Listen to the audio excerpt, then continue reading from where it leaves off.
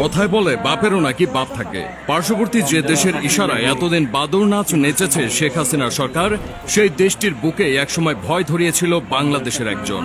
তার কারণে বাংলাদেশের দিকে চোখ তুলে তাকানো তো দূরের কথা, সে সময় তার নাম শুনলেও হাঁটু কাঁপত পার্শ্ববর্তী দেশের দাদাদের। বাংলাদেশের ইতিহাসের সবচেয়ে দুঃসাহসী সেই ব্যক্তিটি হলেন সাবেক স্বরাষ্ট্র প্রতিমন্ত্রী লুৎফুজ্জামান বাবর। কথিত আছে 2004 সালে 7 সিস্টার্স হিসেবে পরিচিত ভারতের 7 অঙ্গরাজ্য অস্থিতিশীল করার ক্ষেত্রে তার ব্যাপক ভূমিকা ছিল। অনেকে বলেন চীন পাকিস্তান মিলে ভারতের যতটুকু ক্ষতি করতে পারেনি তার চেয়ে বেশি ভুগিয়েছেন লুৎফুজ্জামান বাবর। 2004 সালে ভারতের এই 7 অঙ্গরাজ্য মূল ভারত থেকে আলাদা হতে বিদ্রোহ করে। তখন সেখানকার আন্দোলনকারীদের 10 ট্রাক গোলাবারুদ, রকেট লঞ্চার সরবরাহ করার বন্দোবস্ত করেছিলেন এই বিএনপি নেতা। সেই অস্ত্র জায়গা মতো পৌঁছাতে পারলে 7 সিস্টার্স থেকে স্টেপ সিস্টার্সে পরিণত হয়ে যেত ভারতের এই 7 অঞ্চল। তখন স্বাভাবিকভাবে এই অঞ্চলের শাসনভার বাংলাদেশের আয়ত্তে চলে আসত, কিন্তু শেষ পর্যন্ত সেটি করা সম্ভব হয়নি।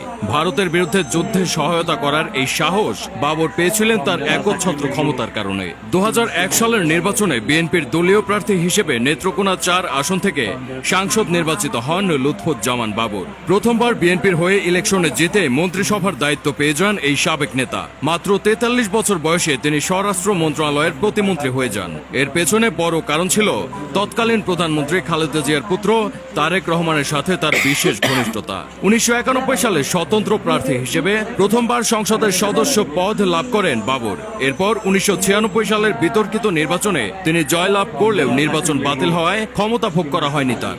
2001 সালের নির্বাচনে পুনরায় বিএনপির মনোনয়ন পাওয়ার আশায় তিনি তারেক রহমানের সাথে সখ্যতা গড়ে তোলেন। প্রধানমন্ত্রী খালেদা জিয়াও তাকে প্রচুর স্নেহ করতেন। সেই সুযোগ কাজে লাগিয়ে তিনি মন্ত্রিসভার পদ বাগিয়ে নেন এবং অল্প সময়ের মধ্যেই ক্ষমতার কেন্দ্রবিন্দুতে চলে আসেন। ক্ষমতা প্রয়োগের ক্ষেত্রে তিনি কিছু পূর্ণ মন্ত্রীকেও ছাড়িয়ে যান।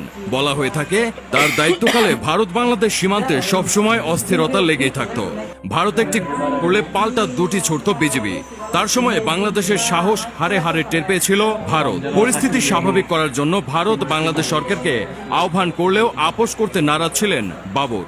ভারতকে উদ্দেশ্য করে তার দেওয়া উই আর লুকিং ফর শত্রুজ ডায়লগটি আজও মানুষের মুখে মুখে পরিচিত।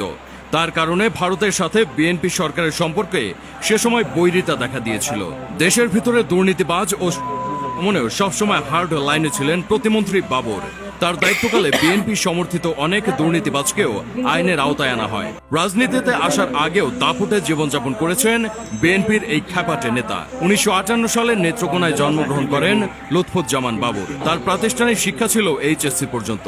দেশ স্বাধীন হওয়ার পর ঢাকায় চলে আসেন বাবর। কথিত আছে 80-র দশকে বাবর ঢাকা বিমানবন্দর কেন্দ্রিক ব্যবসার সঙ্গে জড়িত ছিলেন। এই ব্যবসা থেকে তিনি প্রচুর অর্থ সম্পদ গড়ে তোলেন। 2008 সালে আওয়ামী লীগ ক্ষমতায় আসলে তাকে একাধিক মামলার আসামি হিসেবে অভিযুক্ত করা হয়। 21 আগস্টের গ্রেনেড হামলায় জড়িত থাকার দায়ে 2018 সালে তাকে মৃত্যুদণ্ড দেওয়া হয়। 2004 সালে ধরা পড়া 10 ট্রাক অস্ত্রের চালান মামলায়ও তাকে ফাঁসির দণ্ড দেওয়া হয়।